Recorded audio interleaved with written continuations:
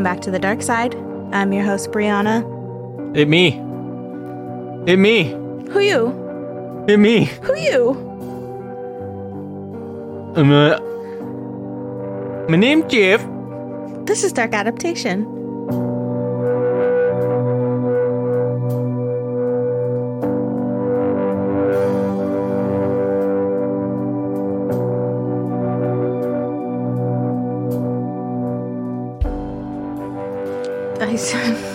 I have to ruin it every time. It reminds me of the early days when I'd say, what would I say?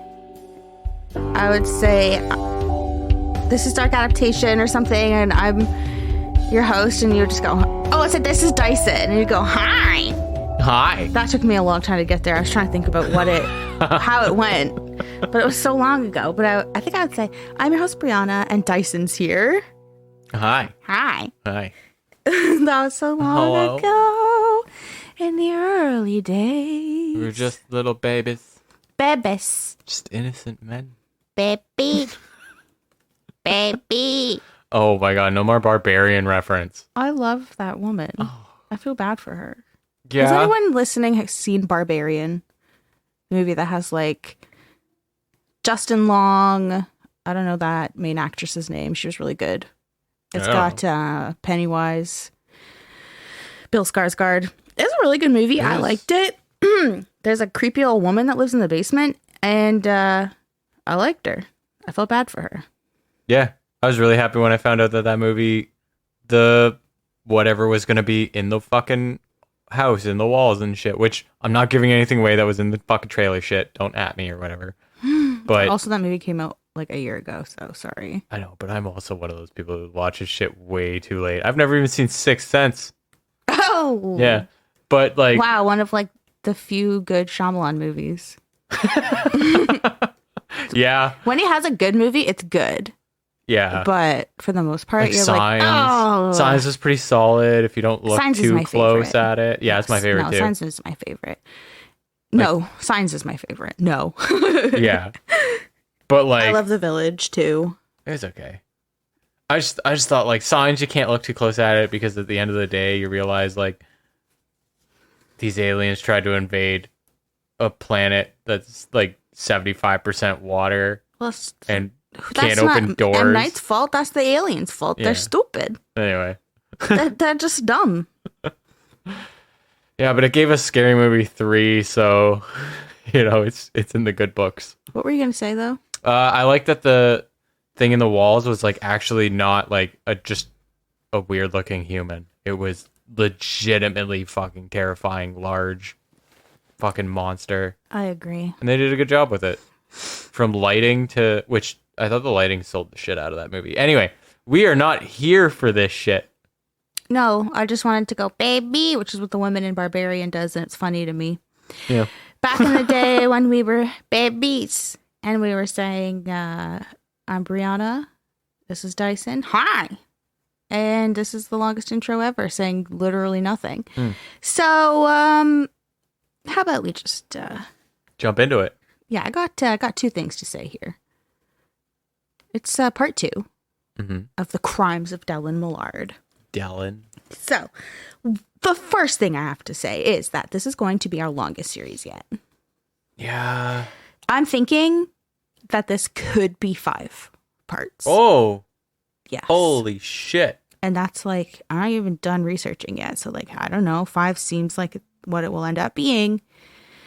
And the second note that I was going to say, the second thing I'm going to talk about here has nothing to do with this case. I just wanted to mention it. It's about the like ongoing sort of miniseries that we've introduced, which is Missing, Murdered, Mysterious. And we were doing that weekly. Yeah. But it's just too much to do proper research on because I can't do anything half-assed. I have to take my time, spend my time with the cases, and I can't write actually good episodes that fast. Yeah, it's a lot of work just for the one that you're doing now is I'm still amazed you can do it in a week. To be quite honest with you. Like it's brutal to go through if you're not good at it, you're good at it. Thanks. But yeah, and then you had another one on top of that. Yeah, which the is other like, one, our Thursday one, the Missing, Murdered, Mysterious, is something that I've wanted to do for a while. And I want to make sure that I'm doing it right and giving it the attention. And bi-weekly will just be better. It'll be a better format. It'll be easier. And you won't have a stressed out host. yeah. Yeah, there you go. Yeah, just someone who knows the material and it's not rushed or something, you know. Very concise. Like, oh my goodness, how many episodes have we done? Like pretty much 80 episodes. Like you guys know me by now. Yeah. You know the kind of episodes that I want to write. So Missing, Murdered, Mysterious is going to be bi-weekly on Thursdays. That's our sort of ongoing segment that we've introduced where we talk about BIPOC cases. So that's Black, Indigenous, and people of color cases that are for missing people or murdered people under, you know, mysterious circumstances. It's classified as a death typically, and it's more of a murder. Mm-hmm. Anyway, those are on Thursdays. Just wanted to say it's going to be bi-weekly. It was originally weekly. Can't do it. Let's move on. Okay. So it's part 2 of the Crimes of Dellen Millard. And I know you're all waiting to hear what happens next in this wild saga. So let's dive in by starting with a recap of part 1. Okay.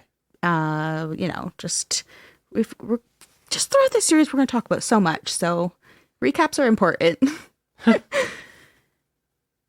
In May 2013, Tim Bosma was trying to sell his money pit of a truck, that diesel Dodge 3500. On May 6th, a guy called him asking to check it out that night. Said guy ended up being Dellen Millard, who showed up with some weirdo, sketchy guy in a red hoodie that, as of last week's episode, police were still trying to identify. They showed up on foot in a semi-rural area, which was immediately suspicious to Tim's wife, Charlene. Mm-hmm. Tim, Dellen, and Hoodie go for a test drive around 9:30 p.m., but Tim never returns. Charlene reports him missing. Hamilton Police Service act immediately by deploying a canine unit and a search and rescue team for ground searches. They also got to work tracking the phone number that called Tim for the test drive, where they learned that it was a burner phone, and this burner phone had also called other people. And Dellen was arranging test drives of similar trucks with other people because a burner phone was Dellen's. And these other people included that built like concrete ex-military guy, Igor Tumenyenko, who is the one that noticed Dellen's dumbass ambition tattoo. And the Hamilton police released a description of Dellen and his said dumbass tattoo. And he was immediately identified thanks to the Peel and Toronto police, who told the Hamilton police about Dellen Millard and a tattoo that matched exactly what Igor had told them. Mm-hmm. Dellen is tailed for a bit by investigators while they gather enough evidence to arrest and charge him. They find out that the burner phone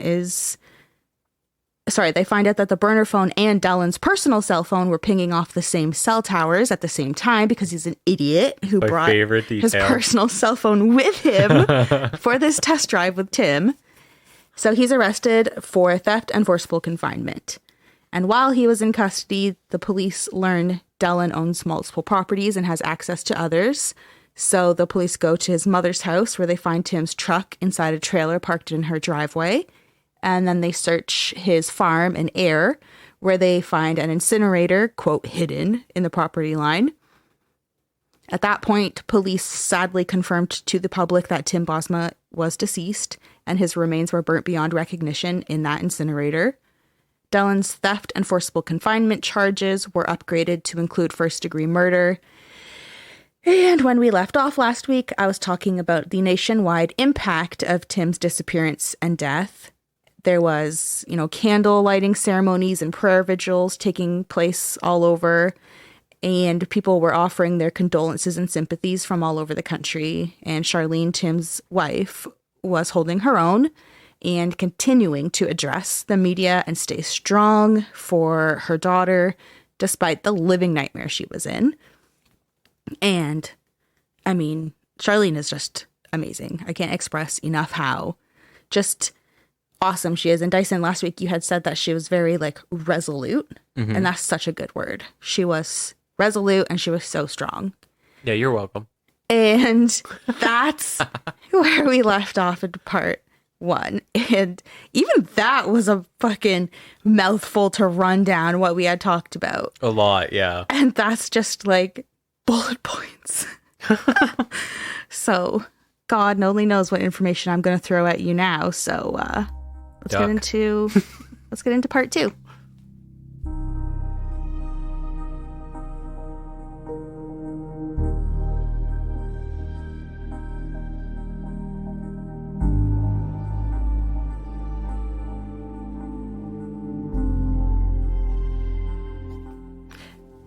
The way I talked about this case in part 1, for the most part, was in the order that the events were unfolding to the public and through the media. So I'm going to continue the timeline, so to speak, before we get into Dellen. On May 22nd, 2013, over 1,000 people attended a memorial service for Tim Bosma at Carmen's Banquet Centre in Hamilton, Ontario, and Cable 14 provided live coverage of this. And there is a video on YouTube still. Oh, cool. The banquet hall was packed. It was standing room only because so many people showed up to show their support to Charlene and Tim's family and to remember what an amazing man he was. Charlene talked about how Tim was a regular guy who loved his family. She said when they met, they knew immediately that they were meant to be together. And just like every married couple, they had their struggles and their spats. But to her, it all seemed trivial now that he was gone. I have 2 quotes here from Charlene. The first one is, quote, "Right now, I would be so happy to have to pick his dirty socks off the coffee table, where he dumped them before falling asleep on the couch while watching the news, or take his dirty dishes from on top of the dishwasher and put them in the dishwasher. Right now, if I had to do those 2 things that used to drive me crazy, it would make me the happiest woman in the world." It's pretty fucking sad, Brianna. The next quote that she said was, "It is difficult to accept that this regular average guy did a regular average thing, which so many do on a daily basis, and tragically cost him his life. It is difficult to accept this as true because then it opens up the possibility that it could have been anyone. But for me, it didn't happen to just anyone. It happened to my husband and the father of our child." So those are 2 quotes that she gave during the memorial that I just thought were very moving and just really summarize that this was just a guy. This was a man who had a wife and had a child, and it just makes it so like human and real. And I just was like, the quote about the falling asleep on the couch and putting dishes in the dishwasher and stuff, I was like, oh, that is something that every single person can relate to. Like in a relationship, both people have little quirks that drive each other crazy. Yeah. And on a normal, everyday, regular basis, it would be like, are you fucking kidding me again? Again with this? Yeah. But when you don't have that person anymore because they're taken from you, like you would give anything in a heartbeat to be driven crazy by that thing again because that means that person is still there. Yeah. I was just like, oh God, Charlene. At the memorial, Tim's friends remembered how fun Tim was, always joking and teasing. One friend said Tim's tough love forced him to seek help for his problems with alcohol. Tim's sister, Michelle, remembers how mischievous Tim was, pestering his sisters and always laughing when they were young. And as they grew up and had families of their own, Tim was just as playful with his nieces and nephews. She said, quote, "He would get the kids so riled up and then with a little smirk start complaining to us that our kids are too loud." And I thought that was so funny, Dyson, because that kind of reminds me of something you would do. You would definitely stir shit up and then go, why is it like this? Yeah. Would you guys get this situation under control? Tim's father-in-law said he was a loving father and husband. Quote, "I felt proud of the man down on his hands and knees playing peekaboo, the man with his make-believe giggle when his daughter tickled him under the chin." So Tim was just so sweet. Just fun. And everyone was like, he's such a great man. Yeah. Charlene talked about their daughter, saying she resembles a, quote, female image of her daddy, which is both a blessing and a curse to Charlene. And she said, quote, sometimes I look at her and it makes my heart ache because I miss him so much. I know this stuff is so sad, but... Yeah. This is Tim's story, too. And Charlene's story. The whole Bosma family story. While the memorial was happening, Dellen was locked away in segregation or solitary confinement, whatever you want to call it. It's not called that anymore in Canada, but... Really? It's not called solitary confinement? I forget what it's called, but it's like... I don't know. It's fucking solitary confinement. But we would just slap a fresh coat of paint on that. So at this time, 2013, it was called segregation or solitary confinement. And this was at Hamilton Wentworth Detention Center. He was confined to a cell on his own with little time among other prisoners. And segregation like this is typically used as a punishment, but it was more as a precaution for Dellen. Because Tim Bosma's case was well known among everyone at this high point. High profile, yeah. And I mean, even the prison population knew about this case because they still can watch it on TV. Mm-hmm. Then there's also the fact that Dellen was like a rich boy. So he came from a family with money, and that was also known amongst the prisoners. Sorry, I don't know why my brain just went, Dylan was a rich boy. No. Oh my God. And it's not Dylan. Dellen. Sorry. And yeah, so that was also known among the prisoners, which placed him at further risk. So he had to be in solitary confinement. And at one point, prison officials were like offering him the chance to be in protective custody. But he turned it down over fears that inmates in Gen Pop would target him, thinking that he was like in the diddler wing. Oh. A diddler wing quote. That's what he said. Yeah. He's like, I will not go into protective custody because I don't want people thinking I'm a fucking pedophile. Yeah.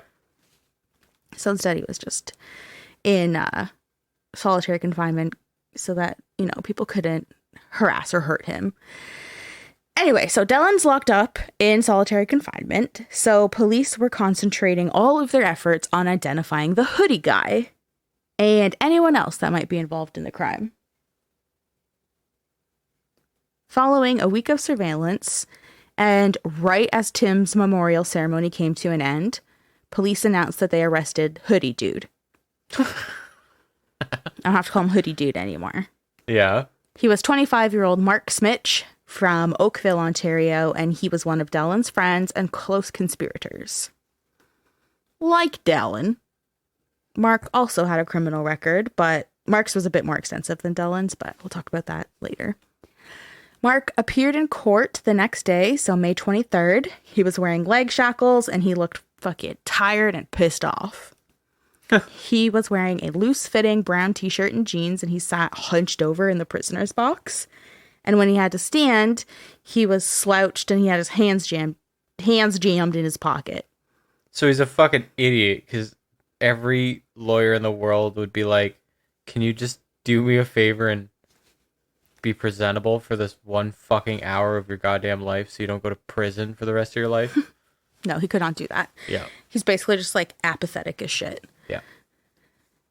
So Mark was formally charged with first-degree murder, and of course, he pled not guilty and was scheduled to appear alongside Dellen for that June 13th video conference court date that we mentioned in part 1. And you said the judge probably wanted to do a video conference because Dellen smelled like piss. Yeah. You don't want to have to be in the same room as Piss Boy.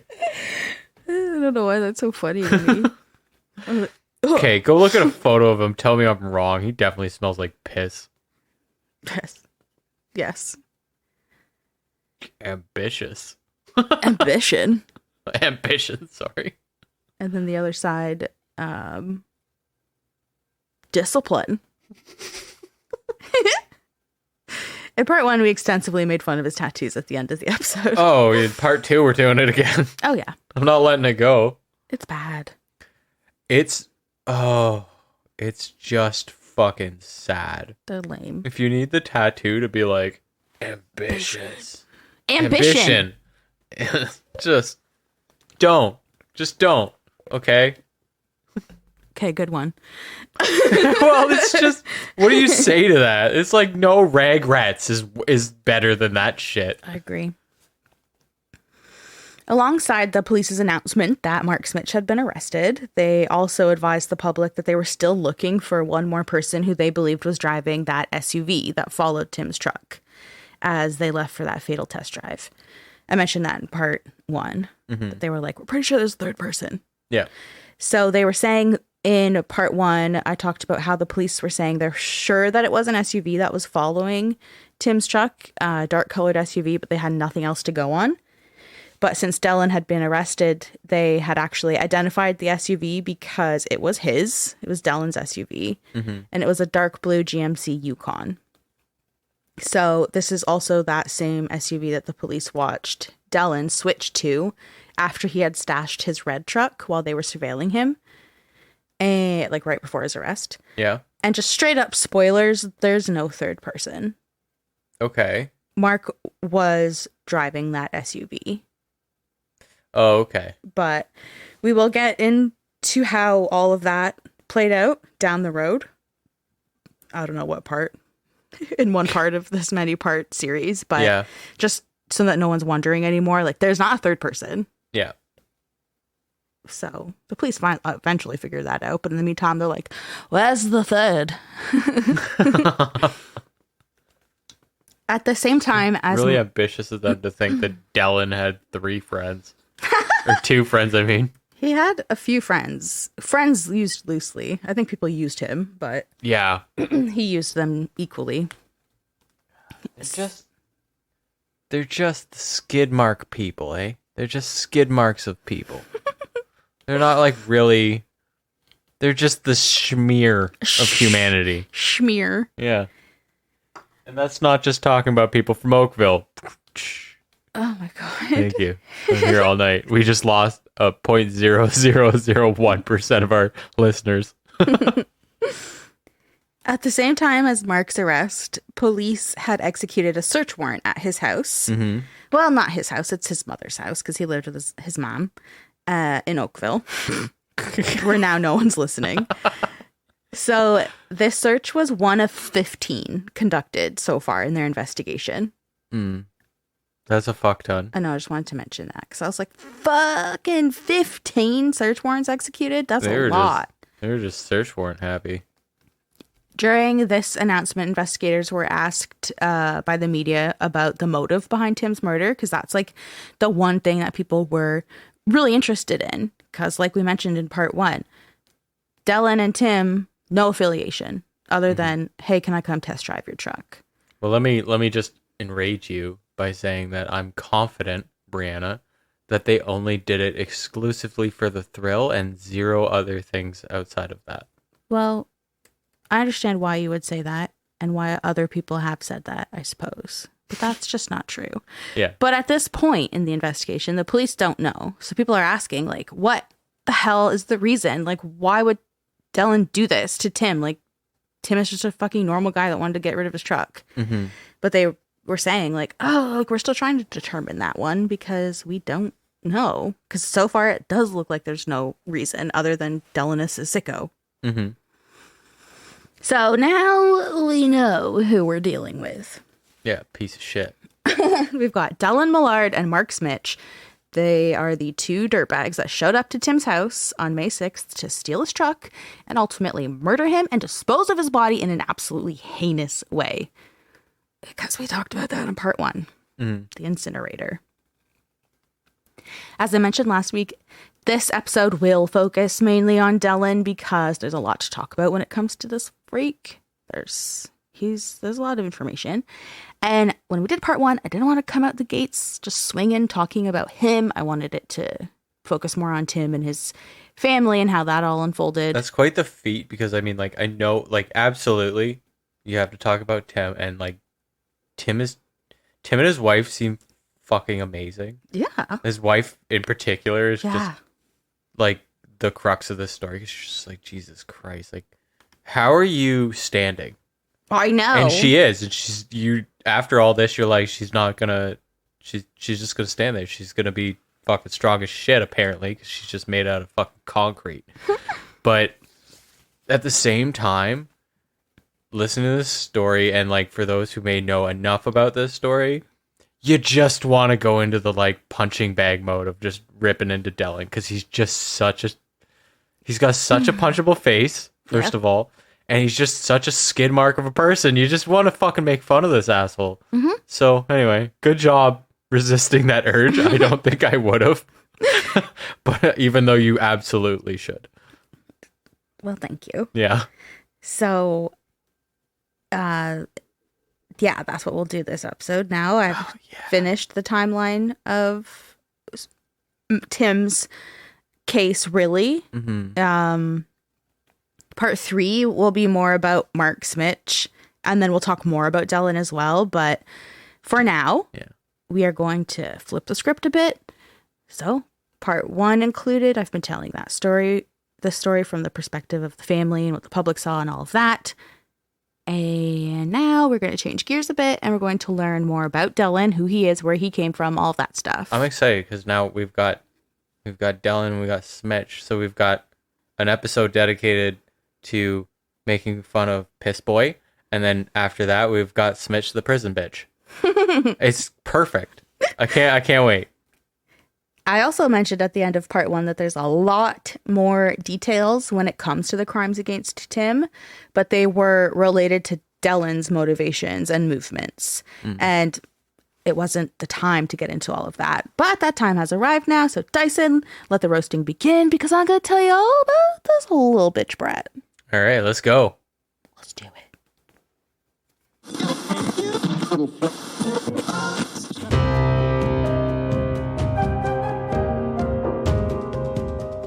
Do you like horror movies?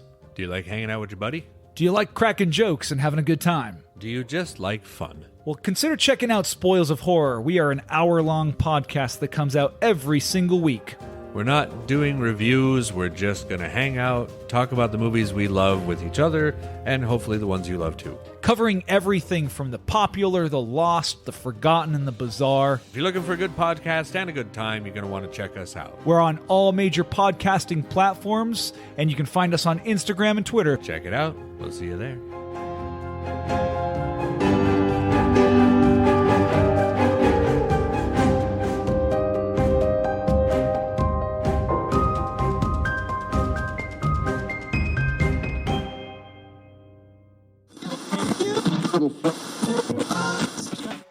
Just how drunk are we gonna get? Welcome to Good Beer, Bad Movie Night, where each month we drink finely crafted brews while watching terrible films in order to see just how drunk you have to get to enjoy them. So tune in and join Troy. Kilmore Crites. Oh, that was pretty good. Thank you. Dave. I have the weirdest boner. And Pete. IPAs are ales, meaning they are bottom fermented. Excuse me, they are top fermented. I that up. Try that again. As we drag Kathleen, Hear me. kicking and screaming through an alcohol-fueled podcast dedicated to movies of questionable quality and the frosty adult beverages that help make them tolerable. Good Beer, Bad Movie Night. Clearly, it's the beer's fault. Dellen Millard is a Virgo. He was born on August 30th, 1985 in Toronto to his father, Wayne Millard, and mother, Madeline Burns. The name Dellen was in honor of his grandmother, whose name was Dell. So they were like, let's do Dellen, because he's the only child. And I mean, that poor grandmother, because what a fucking dishonor that was. Oh, yeah. That fucking sucks. And that's where Dellen comes from. And like friends and people around him just called him Dell as well. And I refuse because that was his grandmother's name and she did not deserve this as a grandson. Yeah.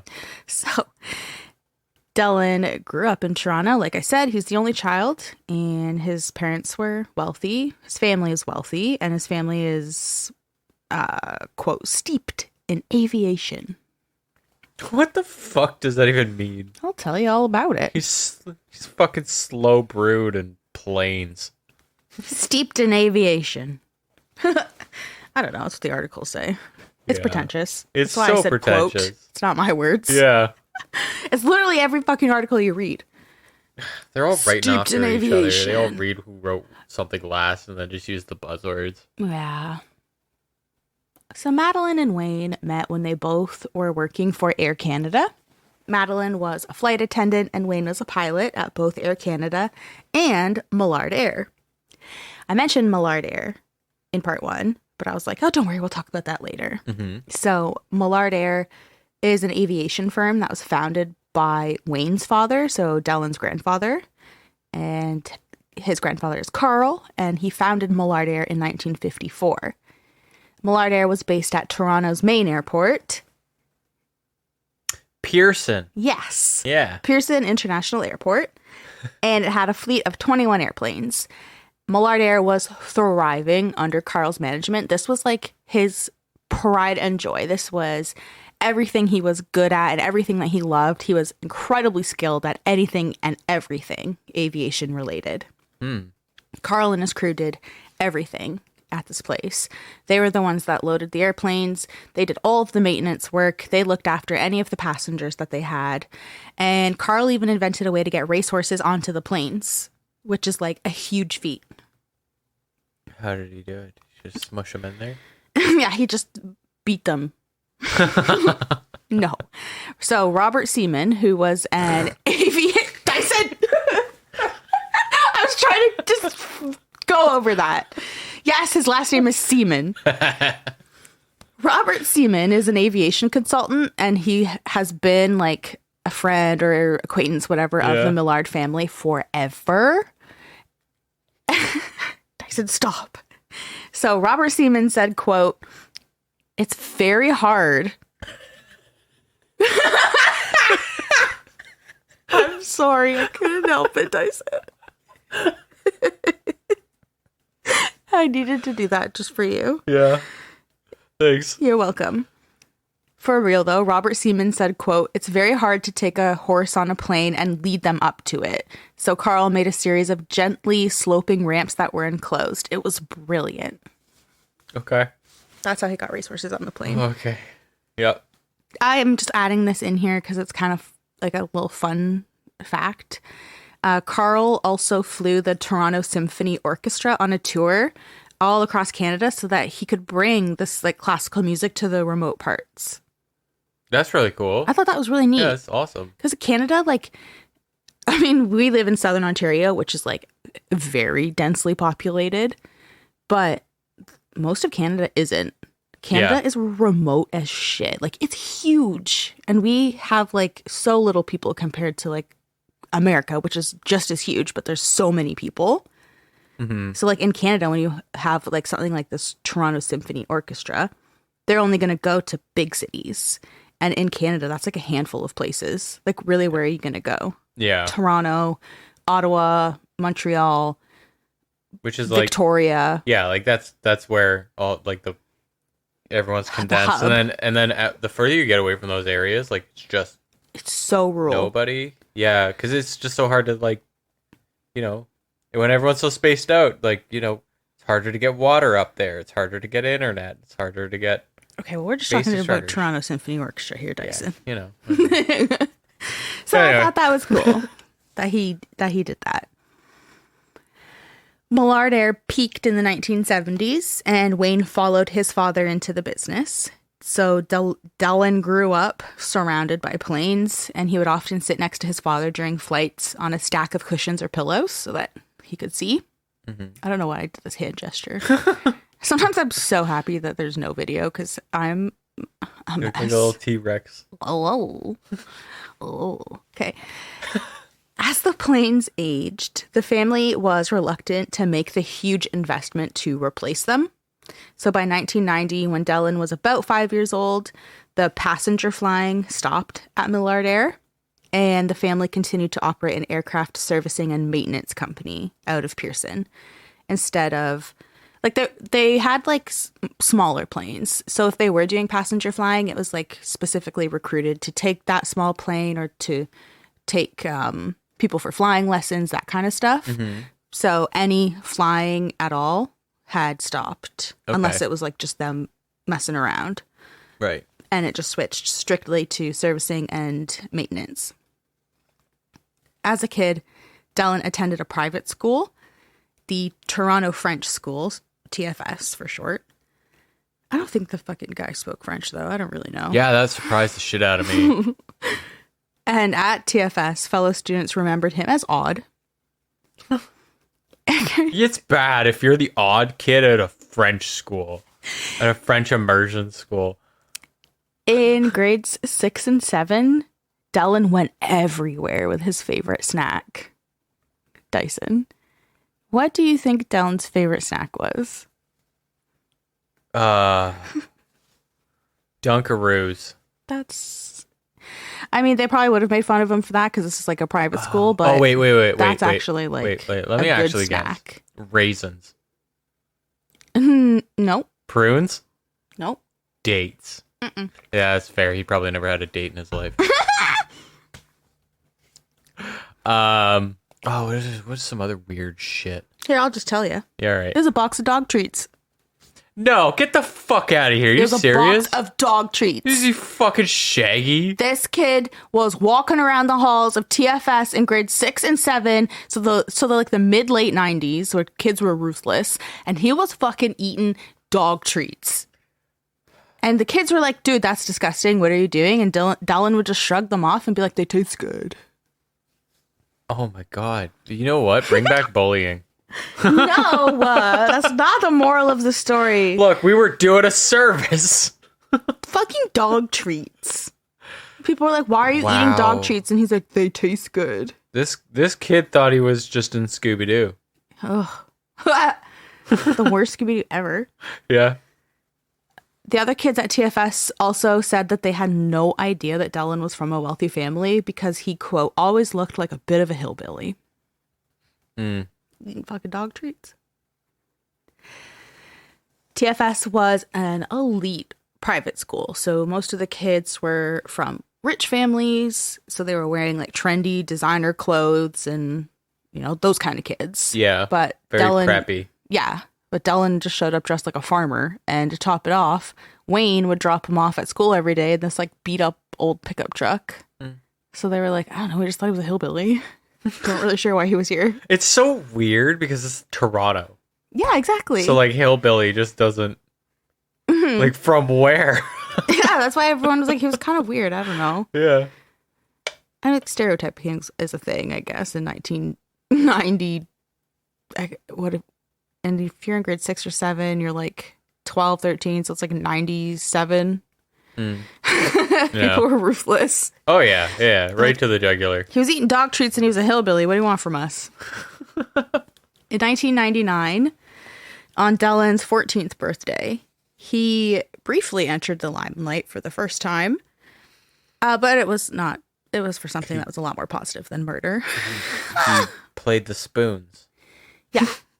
Yeah. He was on a banjo out there in the trails. No, I'm just kidding. I can't even talk shit. My grandfather apparently was a fucking madman on the spoons. Really? Yeah. That's one of the small details I have. Never met him. Madman on the spoons, though. I feel like that's not real. It's real. No, that's an actual thing. I have the spoons. Wow. Yeah, I have the spoons and the harmonica. Harmonicas are cool. I just think of Tom Petty. Yeah. It's a miracle I turned out the way I did and I didn't turn into the spoon man. Okay. I mean, Dyson doesn't play the spoons, but, you know, people could equally say some things. Positive things. Okay, so, yeah, Dellen gets in the limelight on his 14th birthday, and it was because he set a world record for being the youngest person to fly solo in both a rotary wing and a fixed wing plane on the same day. So he was only 14, and he alone flew both a Cessna and a helicopter. Okay. So he set a world record for that. All right. The media interest turned his rep from being like this dog treat toting weirdo into being kind of cool, because he did some TV interviews and he was in the papers and stuff for this. And it's like a world record. Yeah. So people were like, you know, it was kind of cool. Quirky, but, you know, he's a trailblazer. You know, he's built different. So the same dude that gave that hillbilly quote saying, like, we didn't even know he was from Money because they look like a hillbilly. Yep. He also said, quote, he was kind of a husky kid and did odd stuff, but when we heard about the newspaper stories, it inspired respect. Oh, my God. I'm just imagining a bunch of, like, fucking, like, kids from, like, 7th grade, fucking right before they go to school, bus starts, they're reading the newspaper and, like, this kid deserves respect. He's ambitious. He's got ambition. Oh, God. and yeah, he doesn't hold the world record anymore. I was looking it up to see, because I was like, it's 99, like that's a long time ago now. And I definitely somebody else broke the record. I just don't know if that same person still holds it, but it's funny because like Dellen's obviously Canadian, born and raised in Canada. And it was on his 14th birthday, because in Canada you can be 14 and go and fly solo. Yeah. But in the States, for example, you have to be at least 16 to go solo. So it was an American that came to Canada and beat the record. And bumped Dellen out. I don't know why I'm upset by that, but I feel like they cheated us. Yeah, but at least it was like Yeah. just Dellen that they beat out. Yeah, that's perfectly fine. Good to them. And maybe someone else has beaten that guy. Yeah. Not positive, though. The only one I'm impressed by is that one who was like 13 or 14 or something sailed across the fucking world. And I was like, that's insane. Yeah, that's wild. That's fucking dangerous. That is fucking 13? I think it was like 13 or something. Good Lord. She was in like a sailboat. She? Yeah. That was so loud. Oh my God. People were like, ew. It was fucking wild though, because like people forget, like, the sea's fucking kind of choppy sometimes, man. Not ever about to be Sailing out in the in a sea storm. alone. Yeah. She's like a little sea orphan. Yeah, except for like, Not stranded. yeah, you couldn't strand this girl. She just Kill ya? fucking just kicked ass. I don't know. That's sick. Yeah. I'm going to look into that more. Yeah, I think I saw it on Popular Mechanics or some shit. I don't know. Adorable. Yeah. In the early 2000s, between the ages of 15 to 17, Wayne and Madeline divorced, and Dellen's uncle, so Madeline's brother, his name's Robert Burns, he says that he, quote, sporadically took care of Dellen for altruistic reasons. The fuck does that mean? So, Who says that? I don't know. The creep says that. It's like, I don't know, like, it's like something you do because you think it will make you look good. Like, oh, he was going through a hard time. His parents were divorcing. So, like, I took care of him. And it was basically just so, like, I look good and can feel good about doing it, even though I didn't give a fuck about him. Yeah. It's just fucked up. Yeah. It's just cold. Very. Yeah. And he could have been saying that in retrospect, because that is a quote that obviously was given later. So after Dellen is arrested and all of that. So he could have just been saying it, like, to be distant from it. But regardless, I wouldn't be able to do that. It's a douchey thing to say. It doesn't matter. Like if I helped if I helped like raise a kid, I would never be like, I just did for altruistic reasons. Yeah. I would still be like, I'm fucking heartbroken. This is what happened. And yeah, I fucking raised this kid. Yeah, especially because like Dellen is a monster. He's an absolute piece of shit. Yeah. But he was 15 to 17 at this point. So like it's before anything awful. And he is still like a kid basically. Mm-hmm. So it's like, whoa, how about you just don't say anything? Yeah. But I mean, like, you know, I feel like people are forgetting that he smelled like piss. He probably did, yeah. Yeah, he smelled like piss. And he piss. was eating dog treats. Yeah. Man, I was so right. Okay. I know. Just saying. I was right about that. I just have like, I think Dellen is despicable. Yeah. Then but like you're like researching him and reading about him and being a child and like setting a world record when you're 14, and it's like, wow, this kid had potential. He was a fucking weirdo that was eating dog treats. Like, that's disgusting. I don't understand why you're doing that. But like, you're still a kid. Like, you got a chance. You don't have to end up being who you were. Yeah. And like, you know what he became, but you're like, oh God, this child like could have not been that. Yeah. Well, like, he had childlike innocence until he wasn't a child anymore, and then he became piss boy. So, yeah, between the ages of 15 to 17, you know, his parents are getting divorced. His uncle's apparently taking care of him for some reason. Really, at this point in his life, so this like early 2000s, his mid-teens era, like there's little known about that part of his life. So we don't know exactly how tumultuous it really was in the family. All we know is what Dellen is saying. And of course, Dellen has said like, it was like such a hard time. And he wrote later, for 20 years, ever since my parents got divorced, I've been surviving one spiritual blow after another. You know, there's kids out there who don't have parents. Right. You know, like, and fucking come out of it just absolute gems. I was just going to say. Yeah. It's just over 50% of couples get divorced.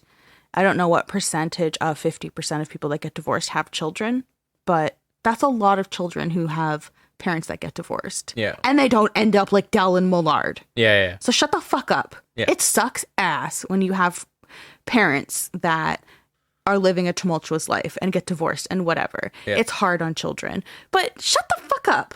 Because not everyone turns out to be you. It's not a turn you into a psychopath killer situation. Yeah. It's not a turn you into a dog treat eating weirdo at the French school situation. No, you're just a crybaby. It's just so funny. You can't make this shit up. No, it's insane. Yeah. So as Dellen got older, you know, he shed all his baby fat and he grew tall and slender. And he started to sport a mohawk that he dyed bright red or pink. And he got a collection of the lamest tattoos known to man. So that's the man that Dellen grew up into. You know what? The punks didn't deserve this either. No. Ew, no. God damn it. Oh, shout out for losing your baby fat. I was also a husky kid. It's weird, though, because some kids are, like, little, like, you know, they don't skinny dip, they chunky dunk.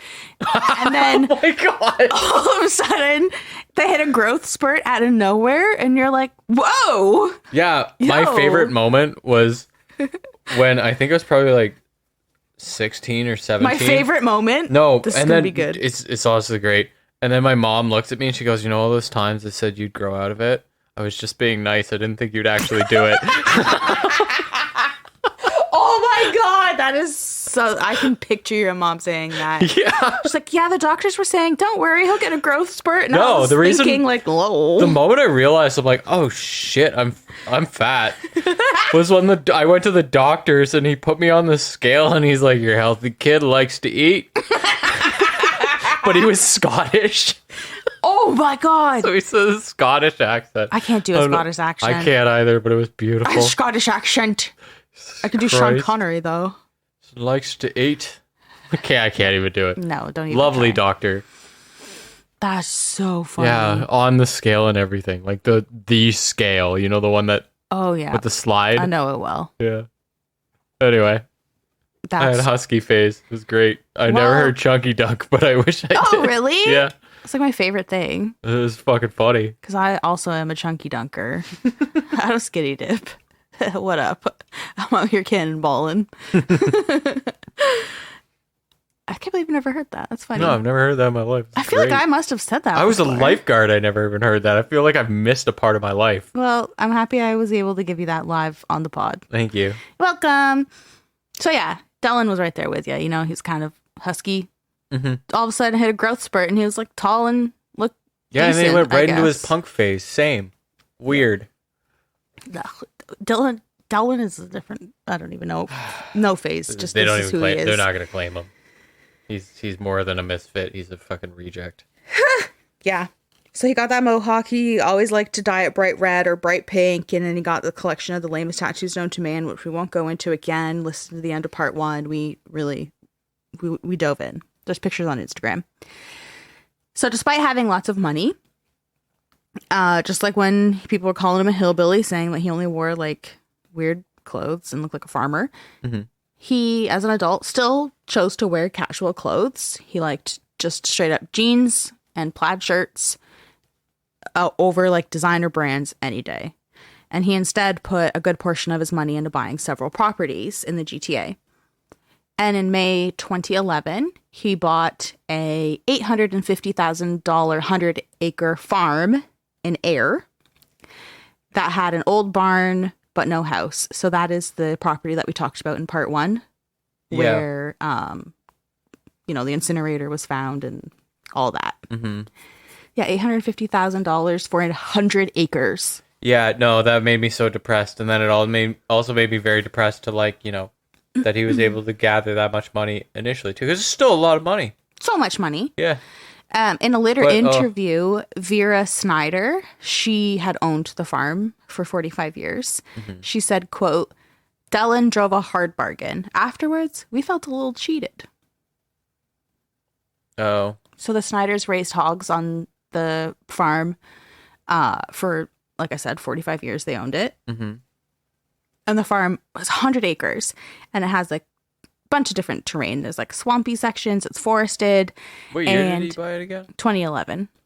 Oh, okay. So like 2-ish years before Tim Bosma's murder. And I wanted to put that in, like that quote from Vera in there, because that is something that many people will say about Dellen. Not specifically that he drives a hard bargain and you feel cheated after, but it's just that in that moment when you're with him, he is so like manipulative. He's very charming. He initially can be disarming when he's talking to you. He like just stares into your soul and can really like make you let your guard down and come off like this facading as being charming.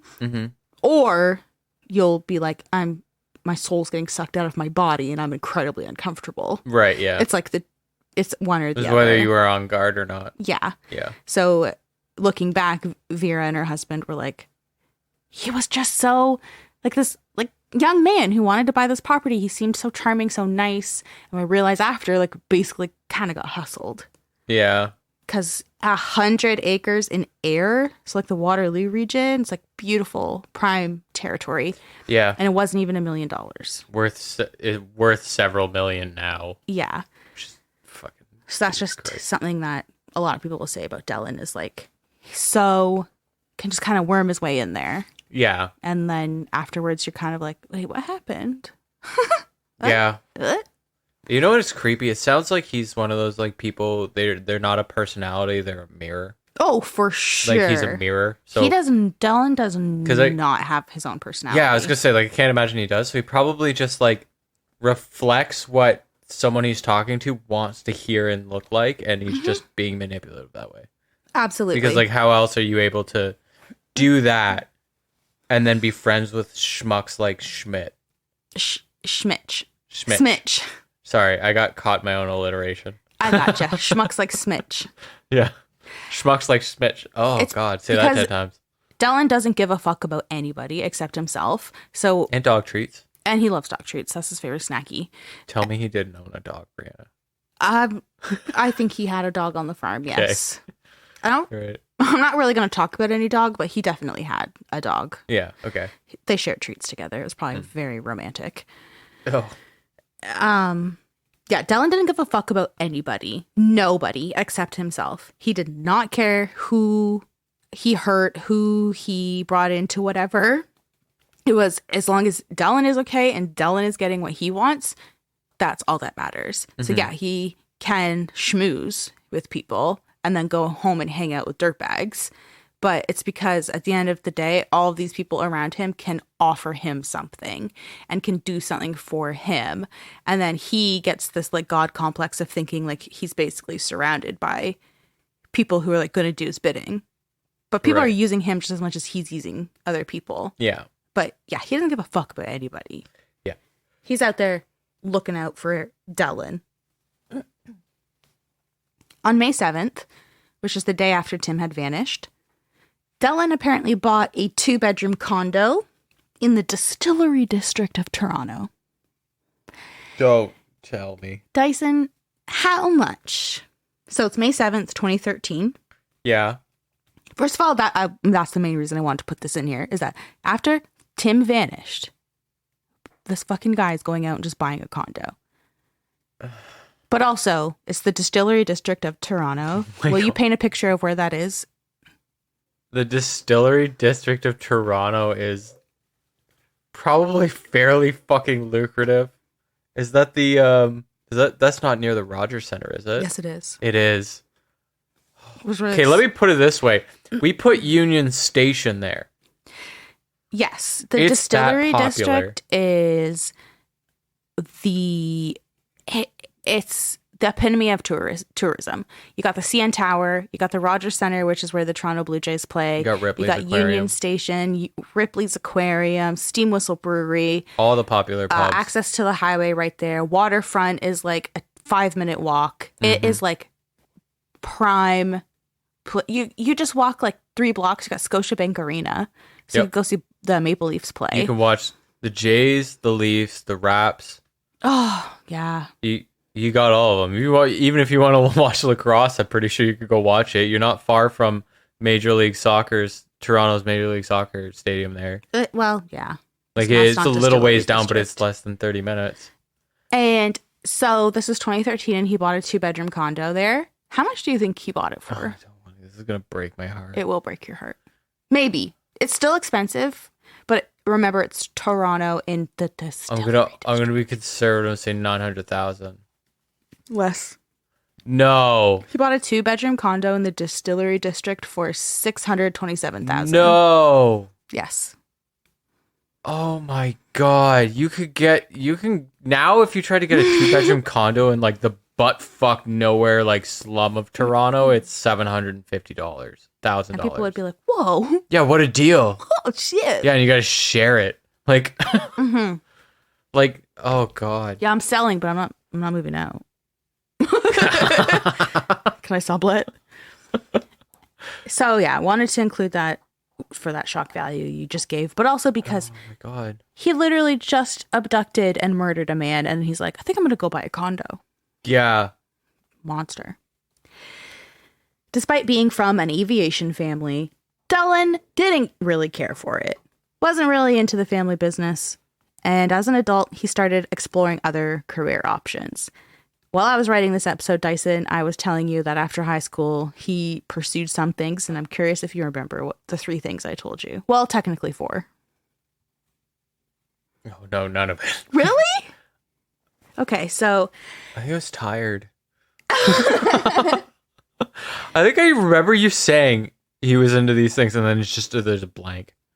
you know why? I know why it was a blank. Because it was the hard drive in your brain immediately wrote over the things I told you he was doing with what I'm going to tell you. Okay. I'm both making fun of you and also probably right.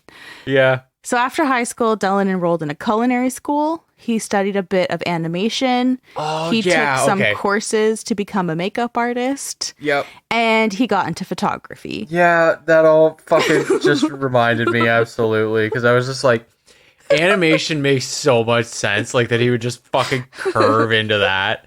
And then culinary. And then fucking photography. And all these, like, the ones, it was just funny to me. It struck me that these were things that were, like, they spark as hobbies first and turn into, like, passion and career.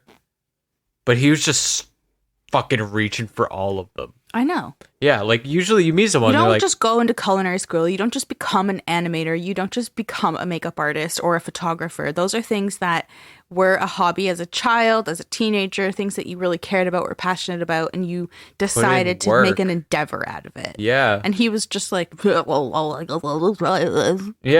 Honestly, he was just fly by night kind of guy. right. Yeah. So the last thing I mentioned was that he had gotten into photography. So he was actually credited on a 2005 aviation-themed photo series on Suicide Girls. What? What is that, Brianna? No, Dyson, this is why I was joking with you that you forgot all the other endeavors he went on because I started talking about Suicide Girls with you and that overwrote all the information. I don't know what you're talking about at all. What is it? What's Suicide Girls, Dyson?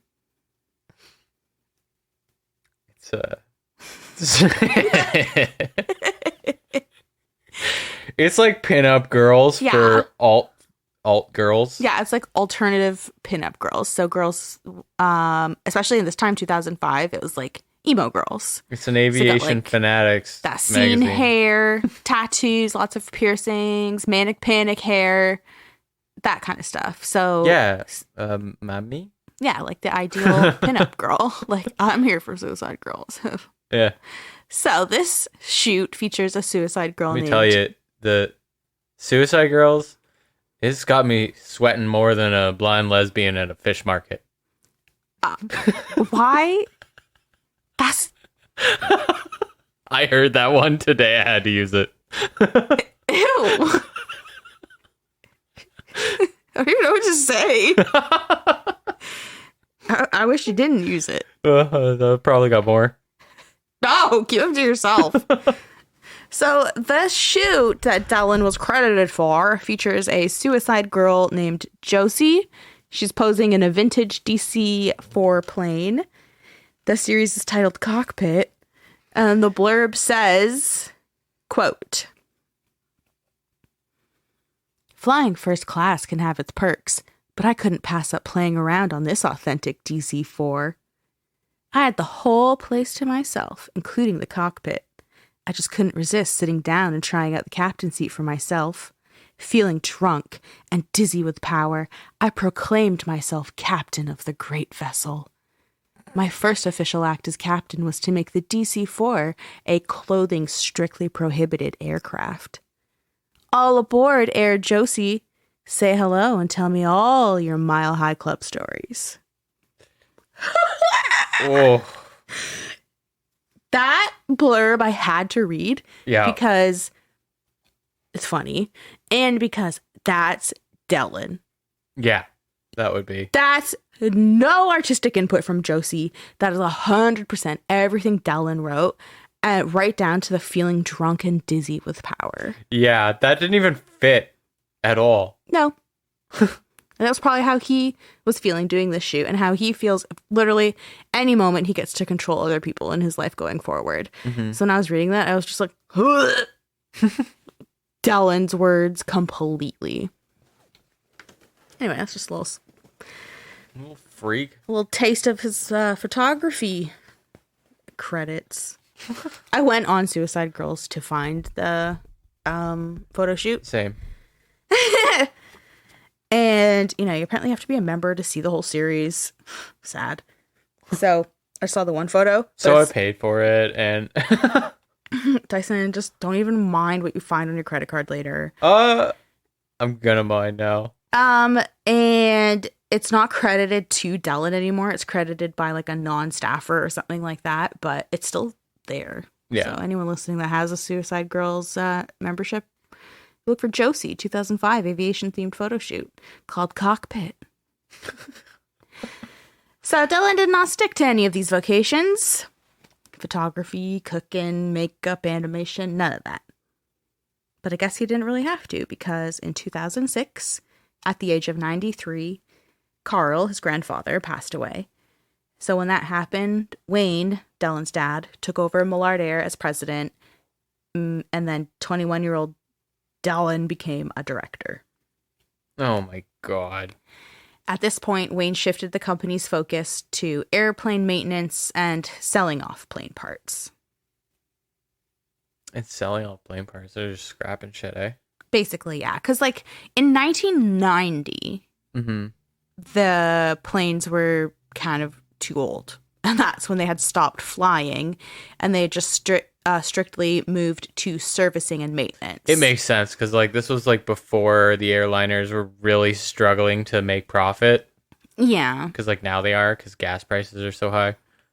So like they're in like full swing, and if you're kind of like, oh, I'm just a little guy, I understand that. Well, let's just pivot. Yeah, they are just this little family-owned operation that's just basically working out of space. Which you don't really want to Pearson. You don't really want to board the family operation airliner to go to somewhere you need to go. You'd rather be on Air Canada. Right. Yeah. And at this point, it's 2006. They haven't even been doing passenger flying, none of that, for like 16 years.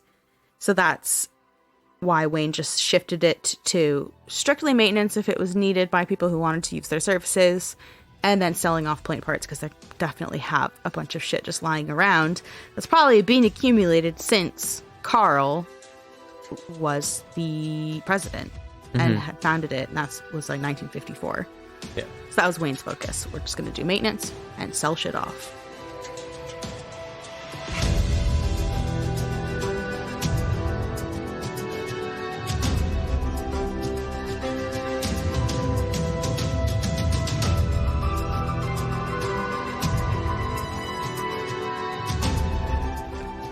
As we know, Dellen truly didn't care for the business. He did not give a shit about Millard Air.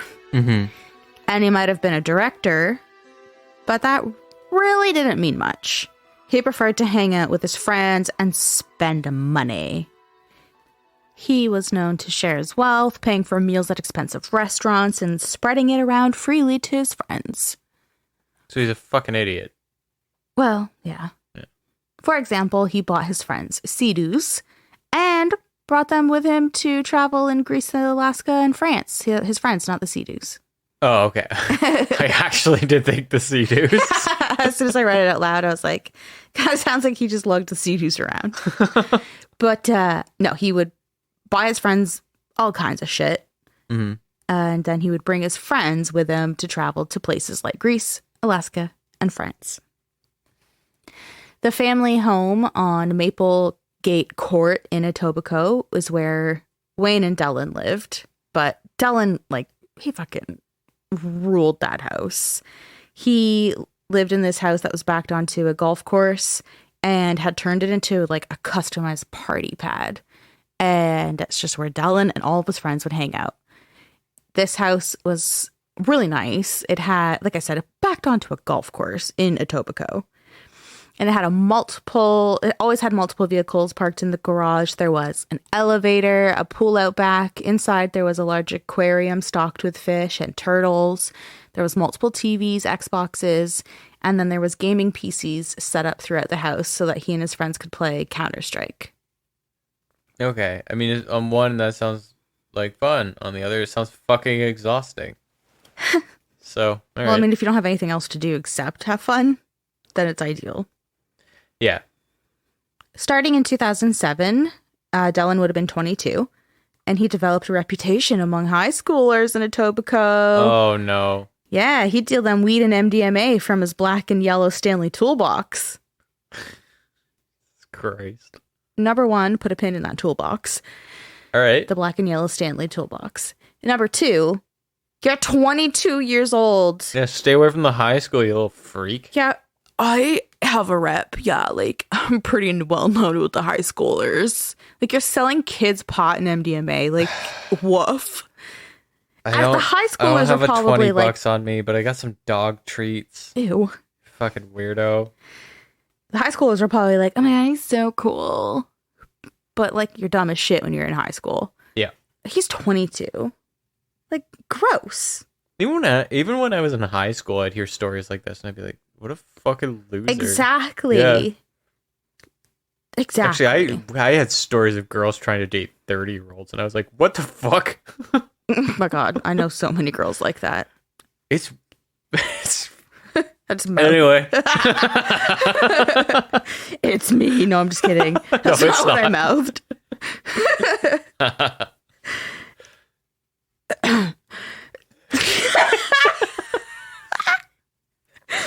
No, I was not in high school dating 30-year-olds. Yeah. Anyone listening that knows me is like, no, you certainly weren't. No. Okay, 2007. That's when he was a notorious fucking high school drug dealer. LOL. 2007 also introduced Andrew Mikulski to Dellen. And Andrew was immediately taken by Dellen's quote charm and mainly his seemingly endless supply of money and financial resources. Yeah. That's saying at one point that being around Dellen just made you feel indestructible. Because, like, Dellen would do anything, could get a hold of anything, and it was just, he just felt invincible. Yeah, he being had around money. someone like him. Yeah. I'm not just bringing up Andrew randomly. Like, he's a part of this story throughout, like, sporadically. So, yeah, they meet in 2007. And Dellen let Andrew drive some of the cars from his collection, including his, like, Cadillacs and his Camaros. And he would also let him live at his place for weeks on end, rent-free. Wow. So Andrew just has, like, this party pad to just call home. Mm-hmm. And when they were out at, like, bars or restaurants, Dellen would pay. And Dellen took Andrew and their girlfriends on a vacation to the British Virgin Islands. So, like, you know, you get your perks being Dellen's friend. You have to be Dellen's friend, but then you get to live in his house rent-free and go on Still not worth vacation. it. I agree. Yeah. I'd be like, are you selling drugs to, like, a 15-year-old? You're kind of a loser. Yeah. Dealing drugs to teenagers wasn't enough of an adrenaline rush for Dellen, you know? So he started trying other things. Like, he got into skydiving, and he got into off-road racing. Those were things that he liked to do to spark his adrenaline. By the late 2000s, he and his closest friends started... Oh, no. I'm sorry, this is my favorite part. By the late 2000s, he and his friends started thieving. Oh. Friends like Andrew Mikowski and another guy, and one of his friends named Matt Hagerman. And these two became Dellen's, like, thieving buddies. And Matt ended up becoming Dellen's driver. Because, remember, in part one, I told you that Dellen had a suspended license for driving under the influence. Oh, right, yeah. From October 2012. So at that point, Matt was, like, Dellen's driver. So he would be his driver while Andrew, Dellen, and Matt are, like, going thieving. Yeah. It's like LARPing. It's so embarrassing. So the heists, Yeah. I'm doing, like, air quotes. I think you can hear it in my voice. Yeah. If I go, the heists Yep. started small, like taking plants and trees from nurseries for Dellen's garden. So As time went taking on, plants. they upped the ante to missions, which entailed a bunch of grown-ass men running around in the dark with walkie-talkies so they could steal bigger things. Some of these things include a concrete floor buffer, a wood chipper, Bobcat construction equipment, lawnmowers, a trailer full of Corvette rims, and even a Harley Davidson. So they would go on these nighttime missions, and these are grown-ass men. These are grown-ass men. These are grown-ass men in their 20s. And they have walkie-talkies in the dark, like, burp, burp, coast clear. Oh my They probably god. had dumbass nicknames, too. Pink Mohawk, go ahead. Piss boy, come in, piss boy. It's so lame. Oh my It's god, like- that's fucking sad. Thieving and heists and missions. Ugh. So, yes, that's the kind of shit they would steal. We got the wood chippers, construction equipment, Harley Davidson, anything you can think of. They're out here doing missions. Mm-hmm. That motorcycle, the Harley Davidson, was actually stolen right out of the driveway of a Toronto home and was found by the police when they were doing one of their searches of the hangar after Dellen got arrested for Tim's murder. So they were So like, that's fucking, they're that's like, "Oh, another shit. fucking charge. Harley Davidson. He would steal a Harley. He would. I know. In 2012, Wayne Millard was in his early 70s, and there was talk that Dellen would take over the business once Wayne couldn't run it anymore. As we know, Dellen did not care about the business. And at this point, Wayne was in the process of, like, sort of, I don't want to say rebranding Millard Air, but just, like, changing plans.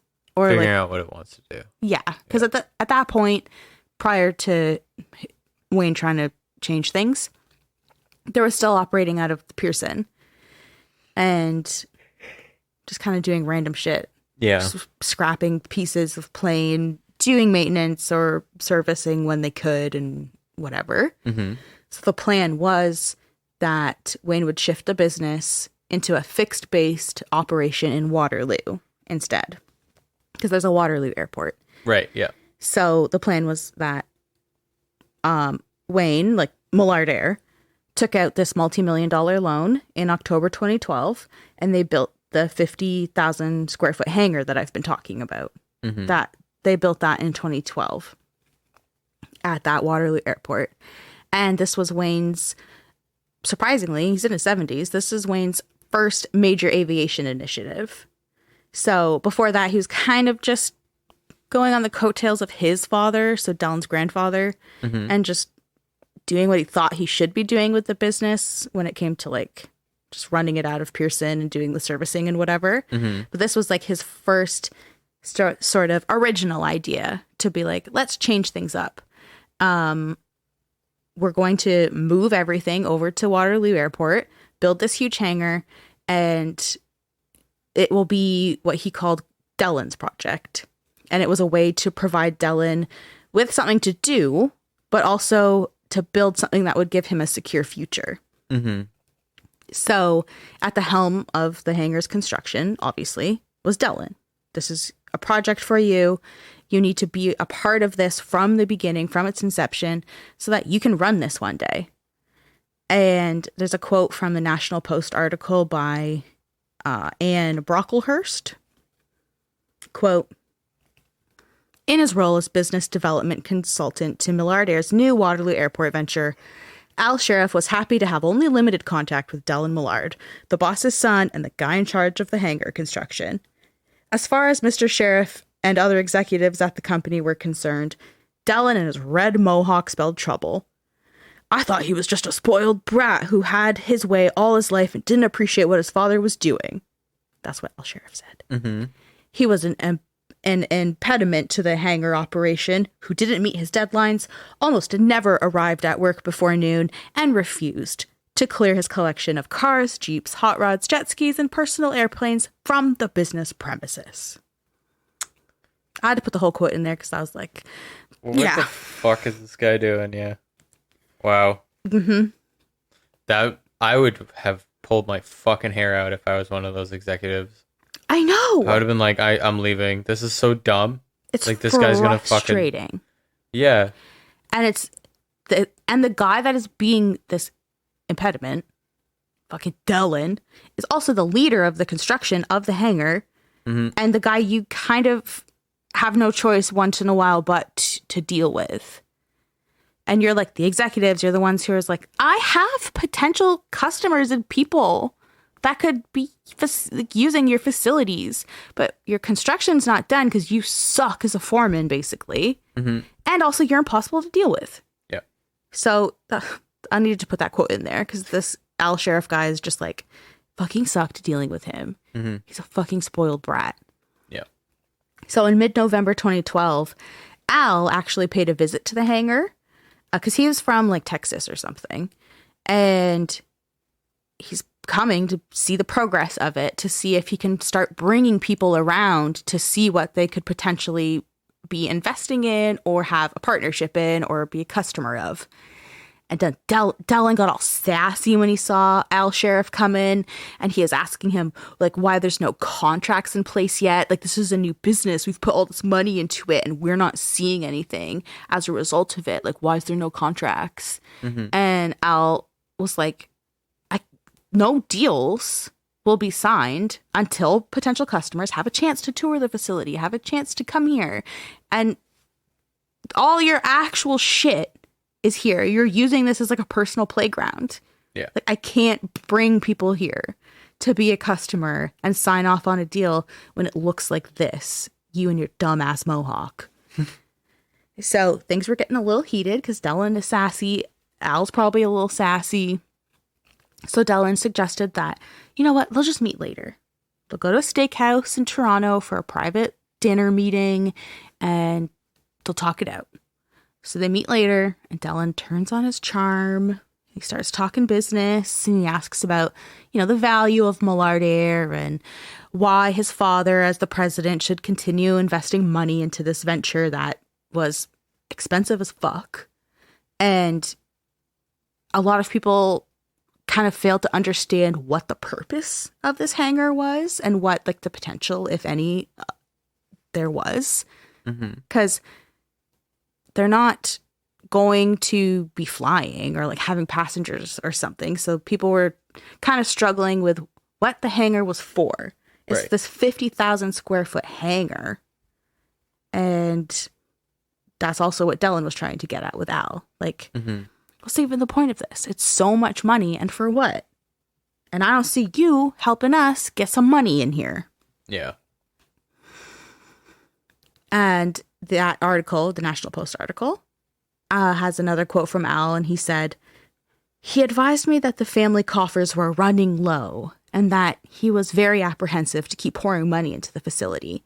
I went over all the contracts that were in negotiations and the potential for 2013. We parted ways pleasantly." So it's like Dellen wanted to meet with him to see what Al had in place.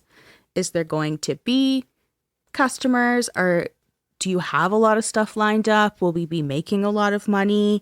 Like, what exactly is going on here? Because I am a director and I do have a part in building the facility, but my dad is still the president. So like he kind of like goes out for dinner with this guy and can like spin it how he wants to and pull information out of him. Right. Once the hangar was finished, it never had the chance to bring in any revenue for the company, with the main reason being on November 29th, 2012, less than 2 weeks after Dellen and Al went out for their steakhouse dinner, Wayne was found dead in his Etobicoke home with a gunshot wound through his eye, having apparently taken his own life. Yeah, apparently. So this is the house that Dellen also lived at. That was basically like a party pad. Like, it's basically Dellen's house. Yeah. So just kind of put a pin in Wayne's death as well. Put a pin in that. Put a pin in the toolbox. Put a pin in and a lot of stuff I'm telling you, because it all circles back. Yeah. And we'll also talk about Wayne in another part to learn more about him. But Dellen's out here being a little weasel, getting information about potential investors and worrying about the money going into this hangar. And then, his dad is gone. Yeah. Another reason that the hangar didn't bring in any revenue is because with Wayne gone, Dellen became the CEO of Millard Air.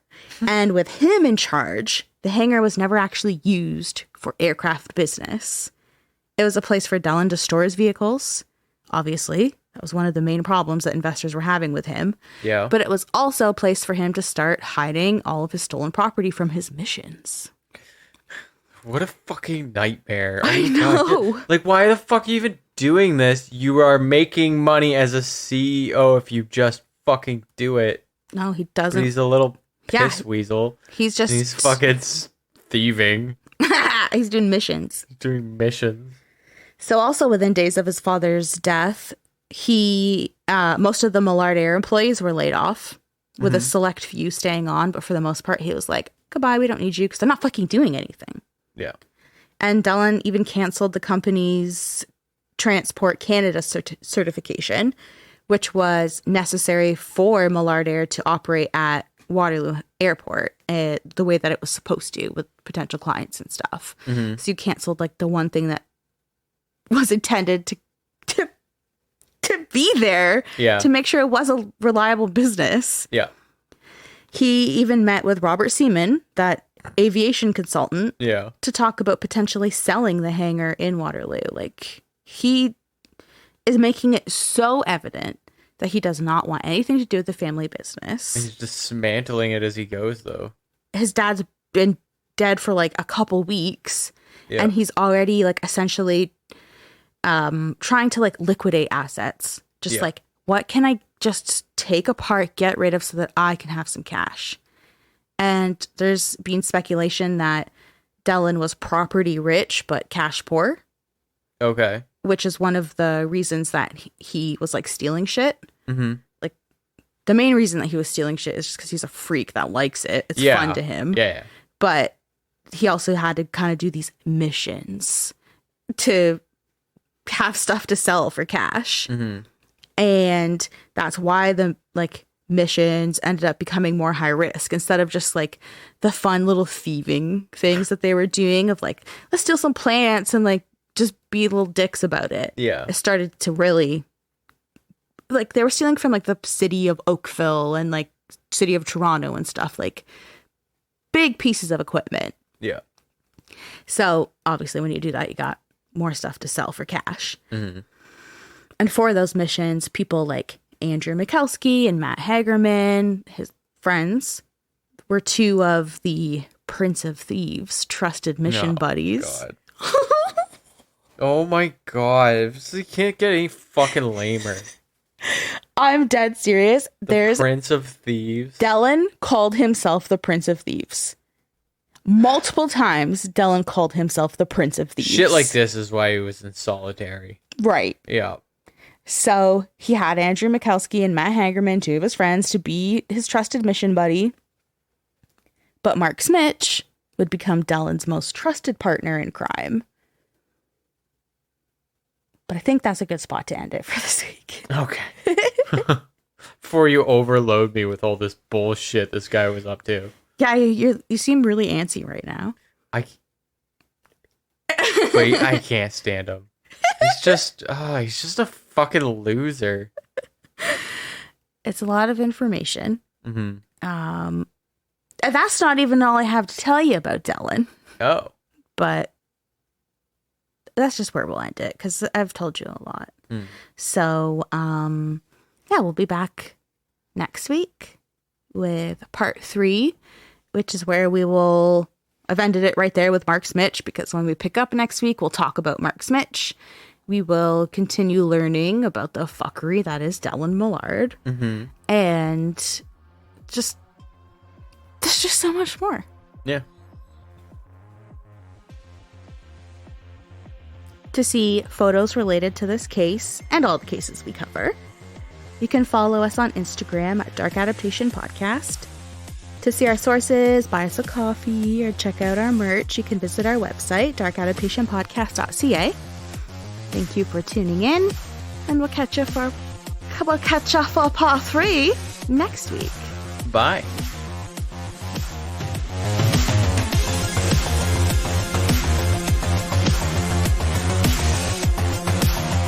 The last thing I mentioned there was that he got into photography. And this is why I was joking.